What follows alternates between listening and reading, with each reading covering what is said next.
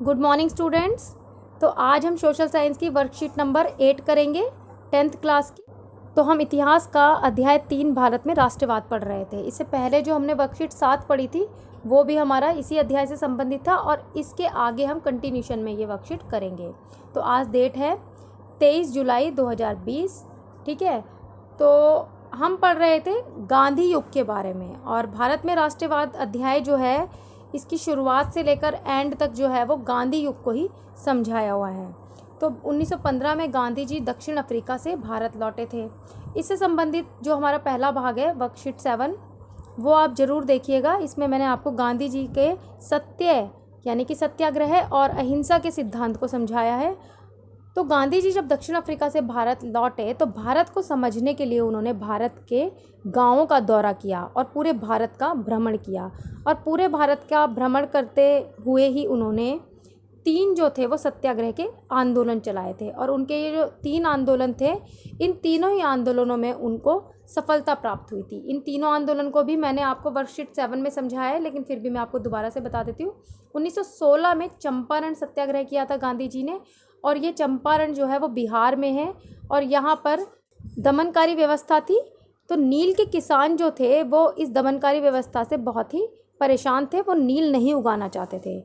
तो नील के किसानों को गांधी जी ने सत्याग्रह के लिए प्रेरित किया, सत्याग्रह के लिए आंदोलित किया और यह आंदोलन सफल रहा। 1917 में खेड़ा आंदोलन हुआ था और खेड़ा में क्या हुआ था कि किसान जो थे वो लगान में रियायत चाहते थे क्योंकि उनकी फसल खराब हो गई थी और यह आंदोलन भी सफल रहा था। 1918 में अहमदाबाद में सूती मिल सत्याग्रह गांधी जी ने किया था।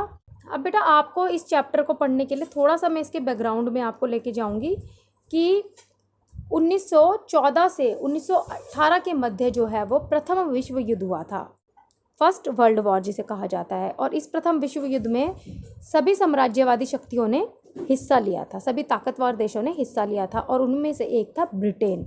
अब ब्रिटेन ने इसमें हिस्सा लिया था और ब्रिटेन की ओर से जो है वो भारत के सैनिक भी इसमें शामिल थे। तो इस समय क्या हुआ था, बहुत ही भारतीयों को समस्याओं ने घेर रखा था। किस तरह की? क्योंकि जब भी युद्ध होता है तो क्या होता है, देश के रक्षा व्यय में बढ़ोतरी की जाती है, डिफेंस का खर्चा बढ़ जाता है। तो ऐसे में क्या है, डिफेंस के खर्चे को पूरा करने के लिए टैक्स बढ़ा दिए जाते हैं। तो टैक्स बढ़ा दिए गए तो आम जनता जो थी वो बढ़े हुए टैक्सों से परेशान थी और युद्ध में सिपाहियों की भर्ती की गई और सिपाहियों की जबरन भर्ती की गई, यानी कि जो सेना में नहीं जाना चाहते थे उनको भी ज़बरदस्ती सेना में भर्ती किया गया। इसी दौरान 1918 से 19 और 20 से 21 में फसलें खराब हो गई और फ्लू की महामारी भी फैल गई, खाद्य पदार्थों का अभाव हो गया। और इस समय भी लेकिन भारतीयों ने अंग्रेजों का साथ दिया। भारतीय ऐसा मानते थे, गांधी जी का भी ऐसा मानना था कि इस समय अंग्रेज जो हैं वो मुसीबत में हैं और अभी इनका हमें साथ देना चाहिए।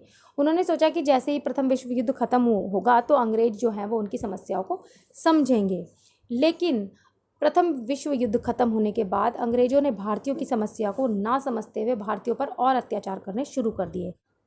और इन्हीं अत्याचारों की कड़ी में एक बहुत ही महत्वपूर्ण उन्होंने कानून पास कर दिया। क्या कानून था? Rowlatt act. रोलट कानून इसको कहा जाता है। ये कानून जो है वो 1919 में पारित किया गया। इस कानून के तहत जो था वो राजनीतिक गतिविधियों को दबाना या कुचलना जो था वो अंग्रेजों का उद्देश्य था। तो इस कानून के अंतर्गत शक के आधार पर भी किसी भी भारतीय को जो है वो 2 साल तक बंदी बनाकर अंग्रेजी हुकूमत रख सकती थी। और जिस व्यक्ति को पकड़ा गया है वो ना तो पूछ सकता है कि उसे क्यों पकड़ा गया है, ना वो अपने पक्ष में वकील कर सकता है और ना ही उसकी कोई दलील सुनी जाएगी। तो ये कानून बिना अपील, बिना वकील, बिना दलील के पेश किया गया और ये कानून लेजिस्लेटिव काउंसिल ने जल्दी से पारित कर दिया। इस कानून को काला कानून भी कहा जाता है। और इस कानून के खिलाफ विरोध में गांधी जी ने 6 अप्रैल 1919 को रोलट सत्याग्रह किया और इस सत्याग्रह के तहत जगह जगह पर धरने दिए गए, प्रदर्शन हुए, हड़तालें की गई। ठीक है, तो अंग्रेजों ने इस सत्याग्रह को दबाने का भरसक प्रयत्न किया। और ऐसे ही एक घटना जो थी वो पंजाब के अमृतसर में हुई। क्या घटना हुई पंजाब के अमृतसर में? 13 अप्रैल 1919 में बैसाखी का दिन था और बैसाखी के दिन जलियांवाला बाग में सालाना बैसाखी का मेला लगा था। इस मेले में सैकड़ों पुरुष, महिलाएं, वृद्ध और बच्चे भी शामिल थे। और रोलट एक्ट जो कानून था, इसके विरोध में जगह जगह आंदोलन चल रहे। तो इस बाग में भी एक जनसभा का आयोजन किया गया। जनसभा में लोगों को अंग्रेजों ने ये जो कानून बनाया था इसके खिलाफ आंदोलन करने के लिए प्रेरित किया जा रहा था। अच्छा, इलाके में जो है वो मार्शल लॉ लागू कर दिया गया था। ठीक है, तो वहाँ की जनता को नहीं पता था कि मार्शल लॉ लागू किया गया है। और ऐसे में जनरल डायर जो थे अमृतसर के, वो जलियांवाला बाग पहुँचते हैं कुछ सिपाहियों के साथ, और उन्होंने उस बाग को चारों तरफ से घेर लिया। और चारों तरफ से घेरने के बाद सिपाहियों को आदेश दिया कि वो फायर करें, यानी कि निहत्थे लोगों पर उसने गोली चलवाने के आदेश दे दिए। इस हत्याकांड में सैकड़ों लोग जो है वो वहाँ मारे गए। आज भी अगर आप जलियांवाला बाग जाते, गोलियों के निशान जो हैं दीवारों में आज भी वहाँ पे देखे जा सकते हैं। तो ये जो घटनाक्रम था, इस घटना के बारे जनरल डायर ने बाद में बताया कि वह सत्याग्रहियों के जहन में दहशत और विस्मय का भाव पैदा करना चाहते थे, जिससे कि उनके ऊपर एक नैतिक प्रभाव उत्पन्न हो जाए और वो दोबारा से आगे से इस तरह का आंदोलन या सत्याग्रह करने की कोशिश ना करें। तो बड़ी संख्या में जलियांवाला बाग हत्याकांड में बच्चे, महिलाएं, वृद्ध और लोग जो हैं वो मारे गए। गांधी जी ने इस घटना के बाद और भी व्यापक रूप से जन आंदोलन चलाने का निश्चय किया। अब यहाँ पे जनवरी 1921 में असहयोग और खिलाफत आंदोलन की शुरुआत हुई। अब यहाँ पे असहयोग और खिलाफत आंदोलन को समझना बहुत ही ज़रूरी है। अभी मैंने आपको बताया था कि जब प्रथम विश्व युद्ध हुआ था तो प्रथम विश्व युद्ध में ब्रिटेन की जीत हुई थी और तुर्की की, यानी कि टर्की जो थी, उसकी हार हुई। तो प्रथम विश्व युद्ध में तुर्की की हार और ब्रिटेन की जीत के पश्चात ऐसी आशंका थी कि इस्लामिक विश्व के आध्यात्मिक नेता जो थे वो खलीफा को पद से हटा दिया जाएगा। अब इस्लामिक धर्म में जो उनके आध्यात्मिक गुरु हैं उनका एक पद है खलीफा का, और वह टर्की में है और टर्की हार गया। तो क्या हुआ कि इस्लामिक देश जो थे वो सभी अंग्रेज़ों के खिलाफ हो गए। क्यों खिलाफ हो गए? कि उनको ये ऐसी आशंका थी कि अब जो है वो खलीफा को पद से हटा दिया जाएगा और उन पर बहुत ही सख्त संधि थोपी जाएगी।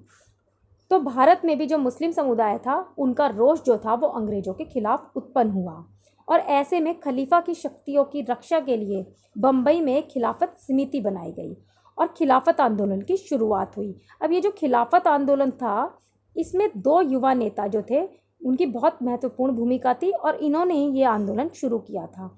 ये नेता थे मोहम्मद अली और शौकत अली। इन्हें अली बंधुओं के नाम से भी जाना जाता है। पेपर में ये क्वेश्चन आ जाता है 1 नंबर का, तो इसे बहुत अच्छे से याद कर लेना। खिलाफत आंदोलन के दो नेता मोहम्मद अली और शौकत अली। अब ऐसे में क्या हुआ कि मुस्लिमों ने अंग्रेज़ों के खिलाफ खिलाफत आंदोलन शुरू किया।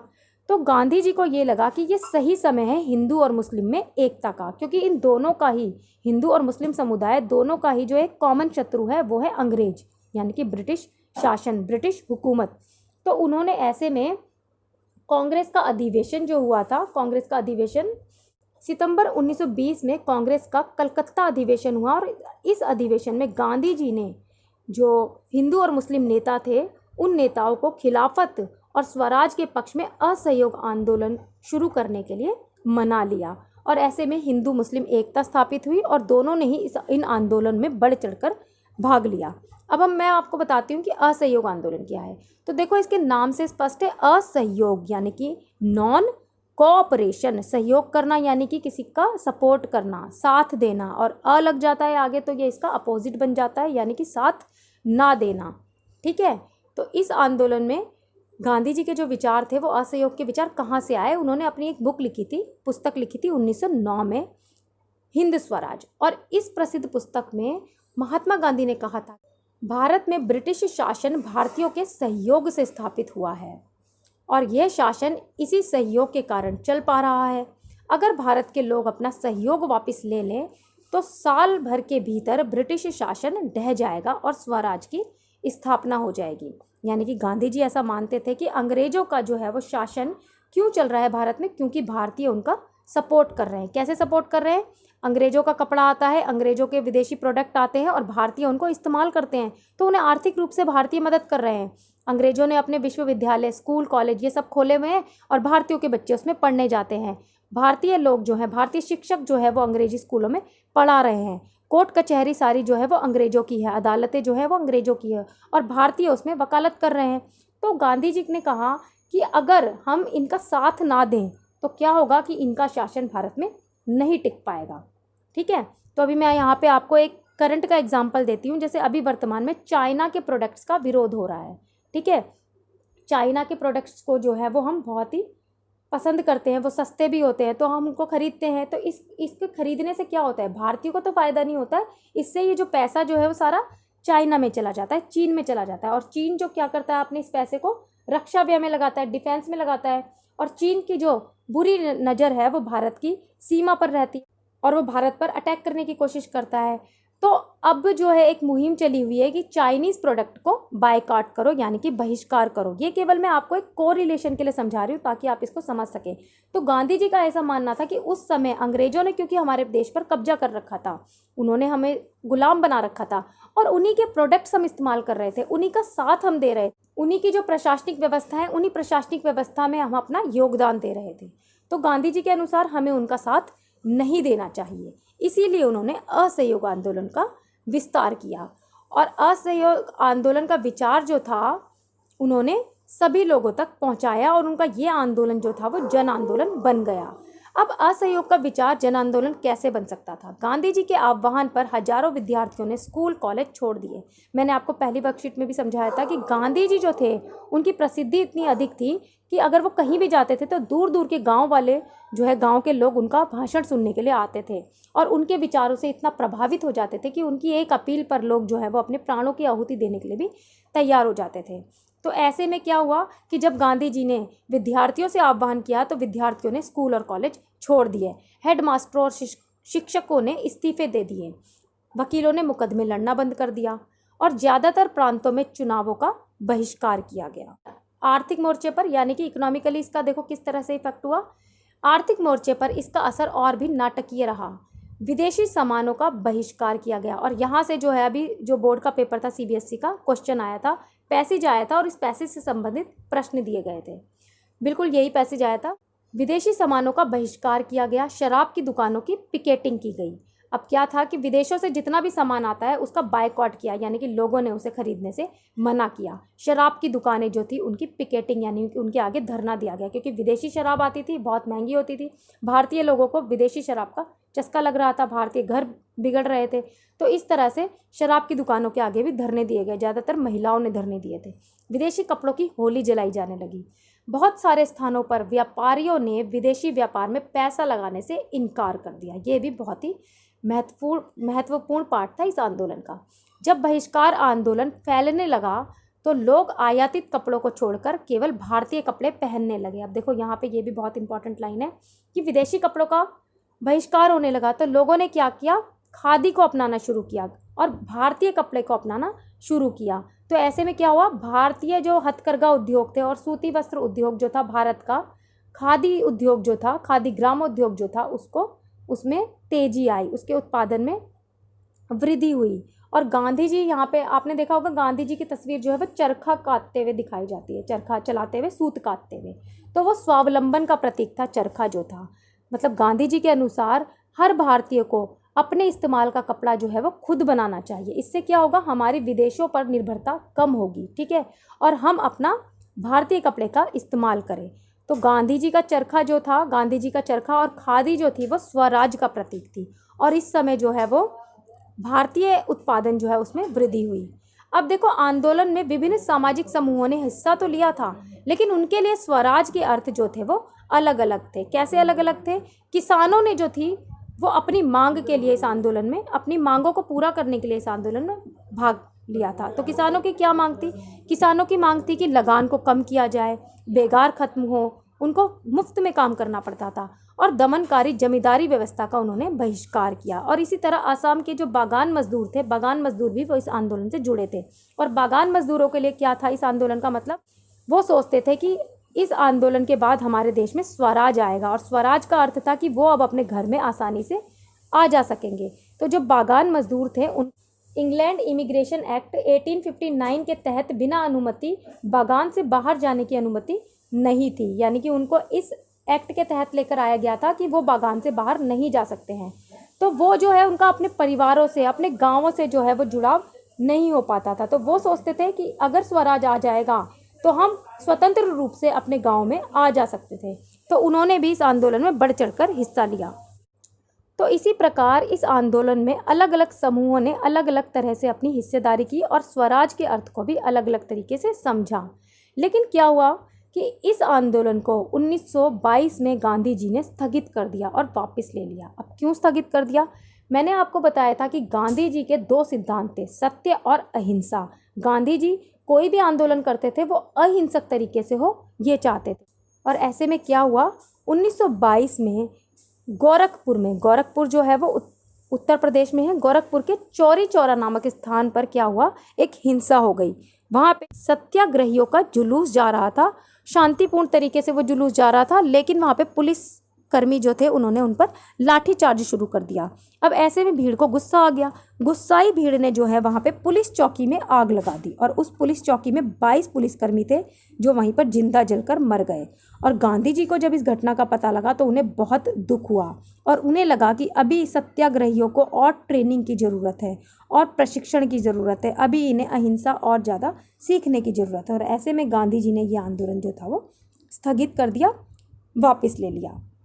तो मुझे लगता है बेटा आप लोगों को, सभी बच्चों को ये असहयोग आंदोलन जो है वो समझ में आया होगा। ठीक है, तो अब हम इस वर्कशीट को इंग्लिश में भी पढ़ लेते हैं। तो सबसे पहले हम इम्पॉर्टेंट टाइमलाइन पढ़ लेते हैं। 1915 Gandhi ji returns to India from South Africa. 1916 Champaran satyagraha. 1917 Kheda आंदोलन। 1918 अहमदाबाद मिल सत्याग्रह। गांधी जी जब भारत आए तो उन्होंने 3 छोटे छोटे आंदोलन किए थे, सत्याग्रह आंदोलन 16 से लेकर 18 तक। इसके बाद क्या हुआ कि 6 अप्रैल 1919 में रोलट एक्ट सत्याग्रह किया गांधी जी ने। और रोलट एक्ट के बारे में मैंने आपको बताया है कि इस तरह का एक कानून बनाया गया था कि इसके अंदर जो है वो किसी भी इंडियन को कैद करके रखा जा सकता था। और ये कानून इसलिए बना था जिससे कि इंडिया में जो आंदोलन हो रहे हैं, राष्ट्रवादी गतिविधियां हैं, जो नेशनल मूवमेंट हो रही है, उस नेशनल मूवमेंट को दबाया जा सके, उस पर नज़र रखी जा सके। और इसी दौरान 13 अप्रैल 1919 में जलियांवाला मैसेकर हुआ और जलियांवाला मैसेकर में बहुत सारे लोग जो थे उनको अपनी जान से हाथ धोना पड़ा। उसके बाद जनवरी 1921 में खिलाफत एंड नॉन कोऑपरेशन मूवमेंट वो गांधी जी ने स्टार्ट किया। अब नॉन कोऑपरेशन मूवमेंट क्या था?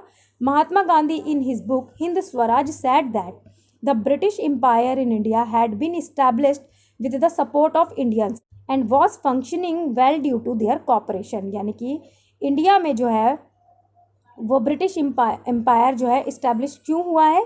क्योंकि हम इंडियंस उनका सपोर्ट कर रहे हैं। If Indians withdrew their support the British empire would end swaraj would be establish. यानी कि हमें सपोर्ट नहीं करना चाहिए। How could the thought of non cooperation become a movement? At Gandhi ji's call thousands of students left schools and colleges. Gandhi ji के कहने पर कई सारे स्टूडेंट्स ने अपने स्कूल कॉलेज छोड़ दिए। Headmasters and teacher gave there resignation. School से टीचर रिजाइन कर दिया। Lawyers stopped fighting case in the court and many districts बायकॉटेड the elections. ठीक है, the effect was more dramatic on the economic front. Economic front पे जो है वो और भी ज़्यादा चेंजेस आए कि फॉरेन गुड्स वर बायकॉटेड। जितना भी ब्रिटेन से सामान आता था वो सभी सामान का जो है वो बायकॉट किया गया। Alcohol shop were picketed. और अल्कोहल की शॉप थी उनके बाहर धरने दिए गए। Bonfire of import cloth was held. और जितने भी इम्पोर्टेड क्लॉथ थे उनको जलाया गया। When the boycott movement spread many people stopped wear imported cloth. यानी कि जो आयातित कपड़ा था, विदेशी कपड़ा था, लोगों ने उसको पहनना छोड़ दिया और इसकी जगह क्या स्टार्ट कर दिया? Wearing Indian clothes. Indian clothes और खादी जो है वो वेयर करना शुरू कर दिया। Different social groups participated in this movement but meaning of Swaraj was different for them. For example farmers asked for reduction in taxes. तो जो भी आंदोलन में अलग अलग लोग जुड़े उनके लिए स्वराज की मीनिंग जो थी वो डिफरेंट थी। इसमें एग्जाम्पल दिया हुआ है फार्मर्स का कि फार्मर्स क्या चाहते थे? रिडक्शन इन टैक्सेस, यानी कि वो टैक्सों में छूट चाहते थे।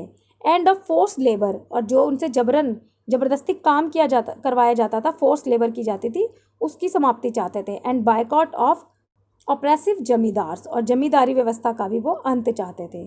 तो इस प्रकार से नॉन कोऑपरेशन मूवमेंट जो था वो इंडिया में स्टार्ट हुआ और बहुत ज़ोर शोर से यह आंदोलन चल रहा था, लेकिन क्या हुआ था कि इस आंदोलन में एक घटना हो गई थी। कौन सी घटना? वायलेंस हो गया था, और चौरी चौरा नामक स्थान पर हुआ था ये। और चौरी चौरा में क्या हुआ था कि पुलिस कर्मियों को जिंदा जला दिया था सत्याग्रहियों ने, पुलिस चौकी में आग लगा दी थी। ठीक है, तो गांधी जी जो थे वो इसके खिलाफ थे। गांधी जी तो बिल्कुल नहीं चाहते थे कि उनके किसी भी आंदोलन में इस तरह की वायलेंस की घटना हो जाए। ठीक है, तो इसीलिए गांधी जी ने जो ये आंदोलन था वो स्टॉप कर दिया था। तो मुझे लगता है कि आपको जो है ये नॉन कॉपरेशन मूवमेंट समझ में आया होगा। अब हम जल्दी से इसके क्वेश्चंस पढ़ लेते हैं। तो फर्स्ट क्वेश्चन है इसका, ब्रिटिश शासन भारतीयों के सहयोग कैसे चल रहा था? जनता ने ब्रिटिश सरकार के प्रति असहयोग कैसे दिखाया? तो अभी मैंने आपको पूरी वर्कशीट समझाई है, अब आप इसका उत्तर खुद से लिख लेंगे। आंदोलन के दौरान भारतीय कपड़ा मिलों और हथकरघों का उत्पादन बढ़ने लगा था। आपको क्या लगता है ऐसा क्यों हुआ होगा? ये भी मैंने आपको समझाया था कि जो भारतीय थे उन्होंने विदेशी कपड़ों का बहिष्कार किया था और भारतीय कपड़े पहनने शुरू कर दिए थे। अब जब भारतीय कपड़ा पहनना शुरू करेंगे तो इससे भारतीय कपड़े की जो डिमांड थी वो बढ़ गई थी, और इसीलिए भारतीय कपड़ा मिल और हथकरघों में उत्पादन बढ़ने लगा। थर्ड क्वेश्चन है, मान लीजिए कि आप 1921 के समय के स्कूल में पढ़ रहे हैं, और क्या गांधी जी के आह्वान पर आप अपना स्कूल छोड़कर आंदोलन में भाग लेते? अपने उत्तर के पक्ष में तर्क अवश्य दें। तो अब ये आपको एज्यूम करना है कि अगर आप उस समय होते तो क्या आप इस आंदोलन में पार्टिसिपेट करते? आपकी जगह अगर मैं होती तो मैं ज़रूर पार्टिसिपेट करती। मुझे लगता है आप भी करते। अब क्यों करते ये आपको लॉजिक इसका आपको देना है। अब देखो यहाँ पे क्या है, मैं आपको सारे आंसर्स रिटर्न फॉर्म में भी बता सकती हूँ, लेकिन इससे क्या है आपकी सोचने समझने की क्षमता जो है वो कम हो जाएगी, क्योंकि आपको रेडीमेड आंसर मिल जाएंगे। तो मैं ये चाहती हूँ कि आपकी एनालिटिक पावर जो है वो बढ़े, क्योंकि बोर्ड में जब क्वेश्चन आएंगे वहाँ पे क्वेश्चन इसी तरह से आएंगे कि आपको खुद से समझ के आंसर उसका बनाना पड़ेगा। तो अगर अभी से आप इनकी प्रैक्टिस करना शुरू कर देंगे और अभी से अपने आंसर्स को लिखना शुरू करेंगे तो इससे क्या है कि आपके उत्तर लेखन की क्षमता जो है वो उसमें विकास होगा। तो आपको खुद से बताना है कि आप स्कूल अगर छोड़ देते, असहयोग आंदोलन में भाग लेते, तो क्यों भाग लेते, क्या कारण है आपका असहयोग आंदोलन में भाग लेने का।